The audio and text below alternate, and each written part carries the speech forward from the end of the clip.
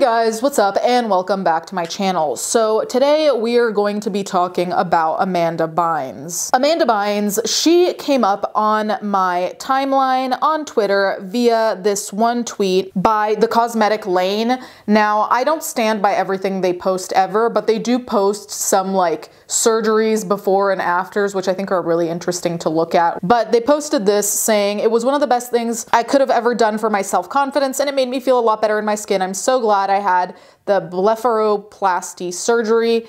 It was one of the greatest things I've ever done." We're gonna get into what that surgery is, but that's a quote by Amanda Bynes. And here you can see a before and after. Now, needless to say, she looks particularly different. If I saw these two pictures and didn't stop to really analyze them, would I immediately be like, yes, that is the same person? No. So there has been a rather significant change in her appearance. Now, as cultured people of the internet, we know what that means. Typically, bullying, harassment, being rude, choosing to say something when you could shut the fuck up, all the things that we encounter on the internet on a daily, if not hourly basis. So anyway, she posted some TikToks talking about her new appearance, so on and so forth. I did want to read from an article that I found online just to give a little bit of context. And the reason why I'm talking about this is, first of all, I put a poll on Twitter because I was undecided between this and another topic. I'm going to talk about the other topic anyway. So I was kind of surprised by how many people felt the need to voice their opinions,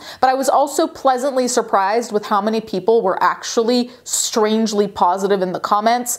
I don't know if Amanda Bynes filters her comments, but there was a lot of positivity, which was a pleasant surprise, a little bit shocking actually. Amanda Bynes shares TikTok explaining her new look following procedure. Last night, the 37-year-old star signed on to TikTok to reveal to fans that she got an eyelid surgery, which completely transformed her self-confidence. According to the Mayo Clinic, blepharoplasty is a type of surgery that removes excess skin from the eyelids. Besides aging, severely sagging skin around the eyes can reduce side vision, peripheral vision, especially the upper and outer parts of the visual field. The site reports blepharoplasty can reduce or get rid of these vision problems. The surgery can also make eyes look younger and more alert. So she has 3 videos on TikTok as of right now, all of which have basically at least 3 million views. One is at 2.9, but one of them has, the first one has 9.3 million views. So let us watch and we'll discuss. So the first TikTok I'm not going to put here because it's not relevant to what we're discussing, but she is talking about her podcast, Amanda Bynes and Paul Szymanski. I don't know if I butchered that.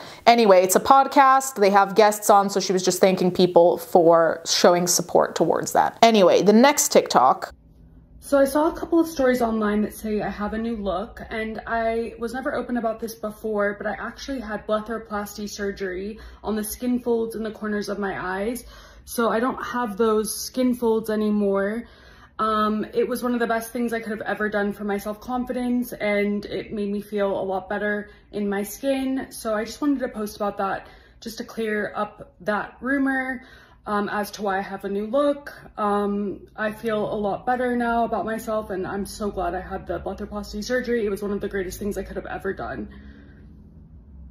So one of the main comments here were people in shock that she has what looks like a mullet. People thought she had her hair tied back, so I guess call the news vans, everyone. She has a mullet. The other thing was, like I said, there were a surprising amount of supportive or sweet-natured comments. Now, I will say this is probably the only platform where that is occurring unless comments are limited or filtered, because what I've seen on Twitter is mean-spirited. I didn't bother taking the screenshot because honestly, do we need to see a bunch of screenshots that just say, I don't like this new look, I miss the old Amanda, this doesn't look good, I don't like this, I don't like that. Really, it's useless. So you guys can imagine that. If they had been saying something more pointed or more specific, or they had a particular problem, maybe there would be a purpose, but honestly, do we need to read hate comments? Needless to say, between her haircut, which is a mullet, which is a brave choice considering mullets are pretty wild and difficult to pull off, so props for that. Now, people were also asking about her eyebrows, whether she had just tinted them, because apparently when you tint them or dye them like actually brown or black or whatever color. Sometimes it can have a blue hue left over, so people were wondering that, or whether she actually dyed them blue. I didn't see any answers to that, so I don't know how we're all gonna sleep tonight, guys. In the comments on Twitter, also kind of went for her mental health, saying, was it really necessary to interview a schizophrenic about her plastic surgery? And I mean, obviously this wasn't an interview, but it is unfortunate that something that has nothing to do with her mental health, as far as we know anyway, is being boiled down to a schizophrenic, which already I'm not really a fan of how that's worded. You know, like, she's a person. If you're a person who has depression, if you're a person who has anxiety, that's fine. Let's just not boil people down to it. It's pretty simple. There are a lot of really just nasty comments on Twitter. I'll leave it at that. Now, the last TikTok, I also wanted to post a video explaining that I usually don't look good in paparazzi pictures, and that's because paparazzi pictures are taken outside and the sunlight is usually really harsh and bright on my skin. Even though I'm only 37 and I don't even look old, like if I like zoom in on my face, the harsh lighting can create shadows on my face. I get cast shadows in different areas and I look terrible. And also I have scars on the right side of my face that you can't really tell if you don't see it in like a certain bright light. I'm gonna take you outside to show you how terrible I can look in a certain light. I'm sure people have seen like from me in movies and in paparazzi pictures, but like here, this lighting is not good on me. I look pretty goofy, but whatever. And then like this lighting is just like kind of like a dull flat light. This lighting here is not great either. So that is the secret to how I look good, is I just tend to find the best light. So this last video makes me feel like I think inevitably she'll have seen some comments that were rude, because it's hard to really miss that shit. Like if you log on to social media, even if you're not looking for it, if people are being dicks in the comments, and enough of them are, you will see something. Okay, so I'm pretty certain that she has seen something.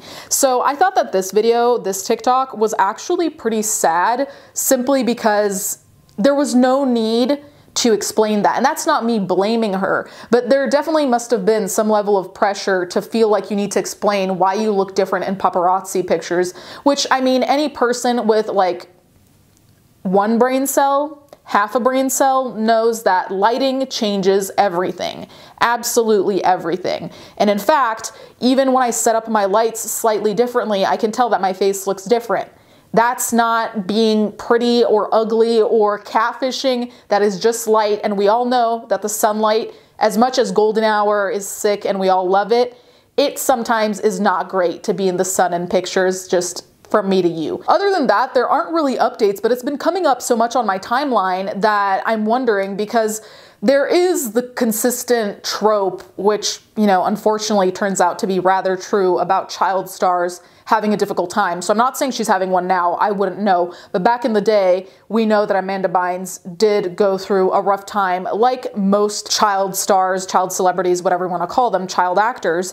And in fact, it's been interesting because in the past few days, you guys can let me know if you've been seeing this too, Hilary Duff, aka Lizzie McGuire, has been all over my timeline because she's about to have her 4th child, and people were saying how she's like one of the only child stars who basically survived without going down some crazy dark path that we know of, which in and of itself is very jarring as a concept and terrifying, that you're like, ah, yes, I am relieved. This person did not, you know, experience such despair that they publicly ruined their lives with drugs or whatever else.